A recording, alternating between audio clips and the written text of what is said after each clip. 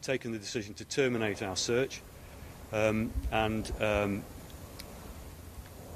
that decision has been difficult, as you can imagine, not least because there are a huge number of people both here in the UK and in France who've been involved in this search over the last 3 days, all of whom, including myself, had hoped for a positive outcome. But that's not been the case. But more importantly, because I'm well aware that this will be very unwelcome news for the family and friends of the 2 occupants of the missing aircraft.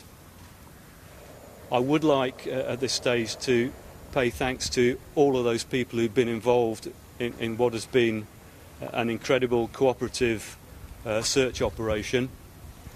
That includes our own Coast Guard personnel here in the Joint Control Centre and in Guernsey and in Jersey, as well as the Coast Guard organisations in the UK at the National Maritime Operations Centre and at Dover Coast Guard.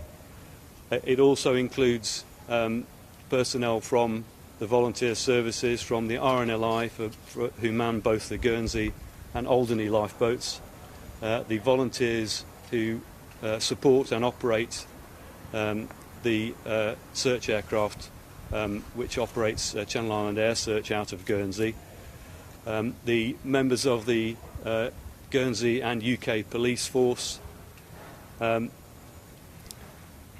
the French authorities, Crossmar in Joburg, who are the search and rescue authority for the northern bit of France. We've also had participation from French Navy aircraft and from the civilian-owned helicopter based in Brécourt, and last but not least, the members of the public who responded to our request to report any objects or incidents which might be linked to this missing aircraft. First and foremost, our thoughts are with the family and friends of David Ibbotson and Emiliano Sala, for whom this must be a very difficult time. I can't begin to imagine how they must be feeling, but I do understand, and I hope they will find some comfort from the fact that we are not closing this incident. Although we are stopping searching, the incident remains open, and we are continuing with our broadcasts to ships and aircraft which are passing through the area and asking them to report anything which may be linked to the missing aircraft. I have time for a few questions and be happy to take those now. With the knowledge you have of these waters, are you surprised that you found absolutely nothing so far? No, I'm not. The waters concerned are at flood tide at the moment and spring tide. There are up to 12 knots of currents running through these waters, and so our search area by the hour has been getting larger and larger. What do you think might have happened to that plane? We can't really speculate on that at the moment. It will be subject to an investigation by the Air Accident Investigation Branch from the UK, and all the air traffic control records being gathered and will be sent to them. Have you spoken directly to the family yourself? I have spoken to the family of Mr. Ibbotson. I haven't had a chance to speak to the family of Emiliano Sala, but I've offered to speak with them if that's what they want. Captain, when speaking to the family, were they accepting of your decision, or was it their preference to continue searching? I haven't spoken to them since we took the decision to stop the search. That has been done by families liaison officers from the police forces in Cardiff and Humberside. I understand that Emiliano Sala's family are not content with the decision to stop the search, and I fully understand that. Do you feel you've done as much as you possibly can? Absolutely. We've reviewed it very carefully, following the same protocol that the UK Coast Guard would follow when taking such decisions. I'm absolutely confident that we could not have done any more. You mentioned the investigation. What else can you tell us about what happens next? As I say, the records will all be passed to the Air Accident Investigation Branch. and they will determine what the next steps are for them. At the same time, it remains a missing persons case as far as Guernsey police are concerned. We've heard the plane tried to take off 3 times in France before taking off on the 4th time. Can you help us on that? Is that correct? There's a lot of speculation. We'll try and get to. I haven't investigated what happened to the plane before it lost contact. My focus has been entirely on saving lives at sea and trying to find the 2 men and recover them whilst they were still alive. The fact that Mr. Sala was able to send a message using data would suggest that he was within a cell tower area.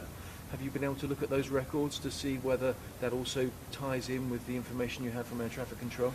We have engaged with the telephone companies and we understand that there were a number of data exchanges up until the aircraft was last in contact.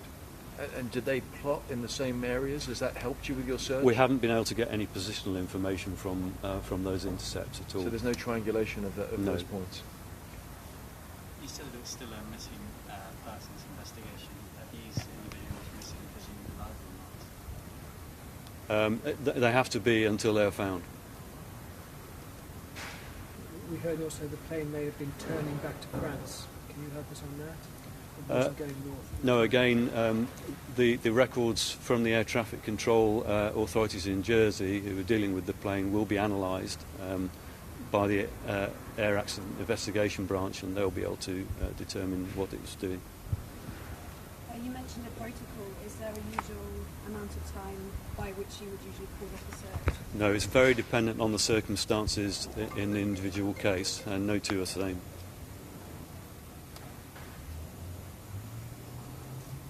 Captain, also, I know that you said you're not aware of what happened to the plane, but from the recordings you now know exist on WhatsApp, is there anything that you can determine from that, any engine noise or anything that might indicate? It's possible. I know that Air Accident Investigation Branch are capable of forensically examining the recordings.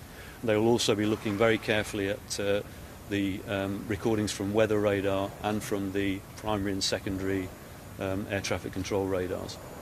Also, been given indication from some people in the authority that the plane may have iced over, might have iced up, something like that. Is that something that you can explain? We know that there was a line of heavy weather in close proximity to where the aircraft was last in contact, so that is a possibility, but it's very difficult to determine.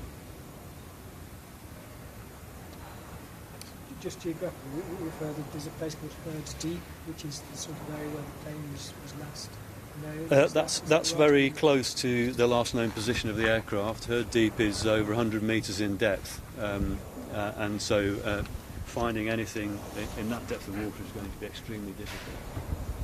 But we can't say conclusively that that's where, if the plane is on the seabed, that's where it is. If there are no other questions, I'll carry on. Okay, thank you very much. Thank you. So that's Captain David Barker, who's Harbour Master on Guernsey, confirming that news in the last few moments that rescue workers have called off their search for the missing plane carrying the footballer Emiliano Sala and also the pilot David Ebbetson. The chances that they had survived were extremely remote, said Captain Barker. This aircraft has been missing since it disappeared from radar over the English Channel on Monday night. After scanning thousands of square miles and reviewing all the information available, he said the difficult decision to end the search had been taken.